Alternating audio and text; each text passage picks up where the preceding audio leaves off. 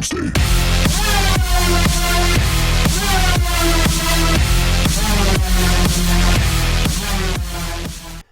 Hello and welcome. I am TuTyrael, and for this TuTyrael, we are going to be going over how to design a successful base. A lot of people know that I design a lot of fairly successful bases, and I'm going to share with you how I end up doing that. So rather than just giving you a base to copy that works, I'm going to give you the resources and the knowledge of how to do it yourself to create your own design that works.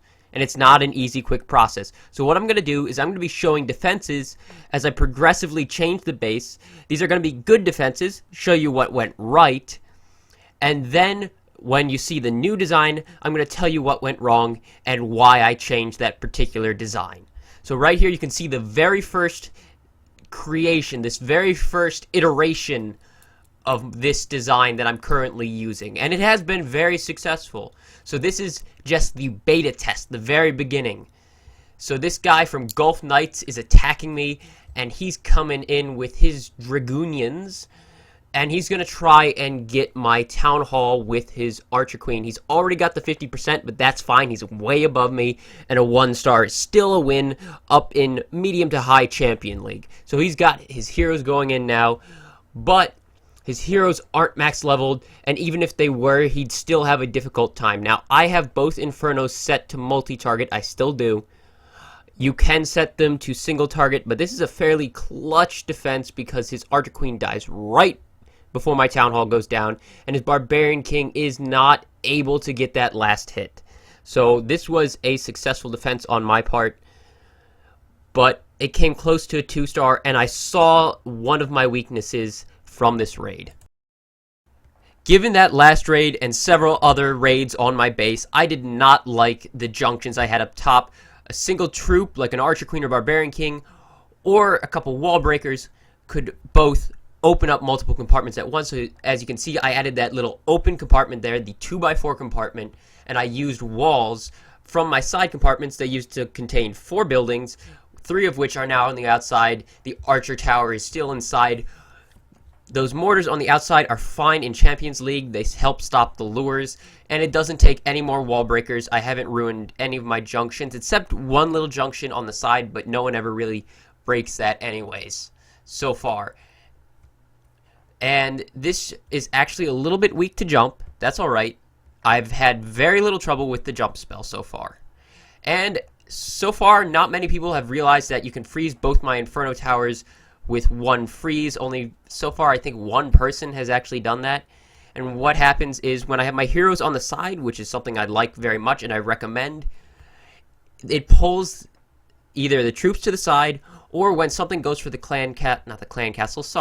when something goes for the Town Hall, they'll be pulled off by my heroes. Like you saw that Barbarian King was going in for my Town Hall, and he just got totally screwed over because my Archer Queen came over and shot him and pulled him right off the Town Hall. And I'm not sure why that froze for a second. I'm recording this with IREC, so it shouldn't freeze.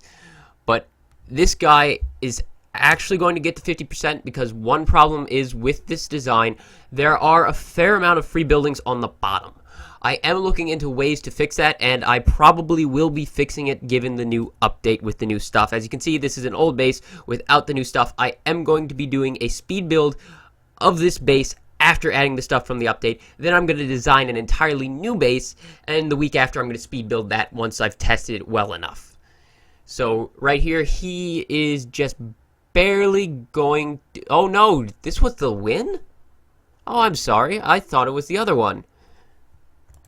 I honestly thought that this was the one that I lost with like a 50%.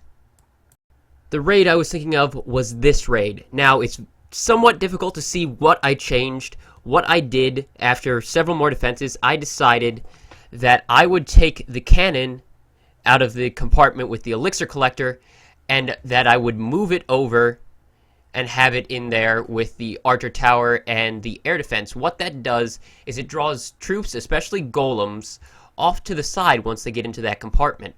Or it keeps things like that from going towards the small compartment with the elixir collector and with level 11 walls, you kind of need to clear that out, even though it's just an elixir collector.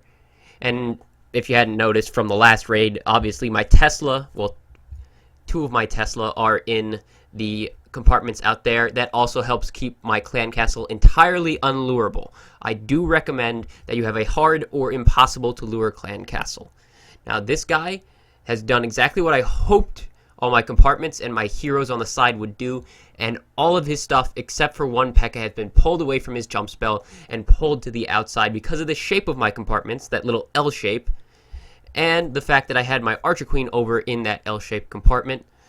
And because my Tesla didn't pop up till later, his Archer Queen went for my Tesla, then pulling her all the way outside. He does manage to get the 50%, which I thought this was the other raid for some reason. And he does steal 8 trophies from me, but that's a 1-star, which is fine. So this generally is the base that I have. I have all my traps up top because I've noticed that that's the weakest point. Not all of my traps, but 99%. All of my giant bombs are up top. So I'm going to explain why I did certain things the way I did. Now, I like a base where a lot of the air defense are to one side, and then all the seeking air mines are on the other side. This way, there is no side that is actually weak to air, but the bottom appears weak to air. As you can see, the bottom is a large channel. It's just really long open space. It draws troops away from the town hall, and then when they get close to something that's in another compartment, they're still pulled around the core. And that's also what these moats do. Now, a caveat for the moats is that they take up twice as many walls. So use moats sparingly. As you can see, I have 2 moats. I would generally not recommend many designs that have 2 moats. I personally have success with this one, but it does use up a lot of your walls. Now, of course, as I said before, clan castle hard to lure or unlurable. Try not to have inferno towers that can be both frozen at the same time. Try to keep your expos away from the inferno towers. Obviously, you can't do it always. Like you can see, mine can be frozen at the same time as the inferno tower. Not much you can do about that in any decent design. Don't let them freeze multiple air defense at the same time, or then you get 2-starred by dragons. Remember that your Tesla are some of your biggest, most important defenses. They have the highest damage of any defense, really.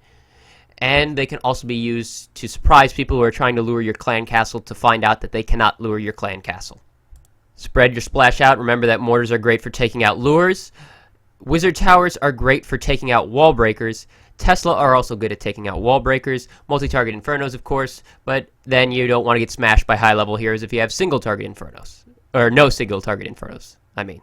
Now, obviously, wall junctions are important. They're not as important as a lot of people would say. You obviously don't want too many T-junctions, especially on the outside where wall breakers can get to, or else you're just going to invite them in if they carry enough wall breakers. Obviously, you don't want tiny compartments right next to your town hall. Like you can see, the L-shaped compartments on the side of my core is kind of an invitation for jump spells, especially at the top where you can jump all the way from the outside in. But thanks to the shape of the top compartments I have, sometimes they do drop that jump spell and then get pulled around the outside anyways. You can use small compartments to make them waste more wall breakers, like my Tesla compartment, my compartment with only 1 elixir collector, and my compartment with only 1 archer tower. But remember, that also wastes your walls because you have a limited number of walls. Now, one more thing to remember. There's several more things to remember, but one of the big ones is if you're being attacked by people who use things like golems and giants, think about what you can do to pull them to the sides while having the rest of the troops still go in. Like, what I like to do is, you saw I have cannons on the outside and Tesla there. If they pop the Tesla while they're killing the cannons, what will actually happen is this golems will go from the cannons and then go towards the Tesla unless they've already broken the compartment right in front of them, and the golems will then go for the air defense and the archer tower like they're supposed to. But if they do not break those walls first, the golems will go for the Tesla, and what that does is you pull away the coverage for all the little troops, and then all the little troops get taken out by all the stuff like the archer towers and all that are still inside that the golems didn't go for, and the golems go happily around the outside of the base, which is actually common in a lot of high-ranking, high-champion bases.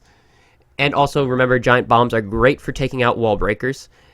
They explode before wall breakers can drop their bombs. Now, for my final point, I'm just going to flesh out what I've been talking about with pulling the golems to the side or having those long channels, having the moats. It's something not a lot of people talk about when designing a base. When they talk about designing a base, they talk about, T-junctions, they talk about splash, you talk about, symmetry, but you don't really talk about troop pathing. When you design a base, the best thing you can do is think about, okay, if someone deploys this troop here, where will it move to next? And where will it move to after that? And after that? And so on and so forth throughout your base. And what you want to do is design a base that, for as many times as you can, pulls troops the wrong direction. Have the heroes on the side. Now that we have those new little tombs, the little new traps, have those a little bit to the side. And don't ever have it so that a good angle is to come in across from the town hall, or across from a hero, or across from where they know you're going to have your tombs, because then they'll just come across and use it to pull themselves in. Instead, make it so no matter what they do, the best side to attack from is also a horrible side to attack from when thinking about how their troops are going to move when they start triggering these things, or how the troops are going to move when they get into certain compartments, especially near these moats and near these in these big, long, open compartments. Half of this base is designed entirely to pull the troops around the town hall. Like, I can't have a moat all the way around. I don't have enough walls to do that. If I had 25 more walls, I could do that. So instead, I have those L-shaped junctions that pull them from the top outside compartment, or the bottom long compartment, all the way to the opposite one. And this has just been something to get you to think about how you design a base. You're not supposed to just copy this base. This is meant to give you the tools so you can go out and design your own base. Get out there and just test it. I tested this one for 2 weeks before I was willing to put up this video, and I'm going to do a speed build on the new one sometime this weekend, maybe, or sometime soon. So, thank you for watching. TuTyrael out.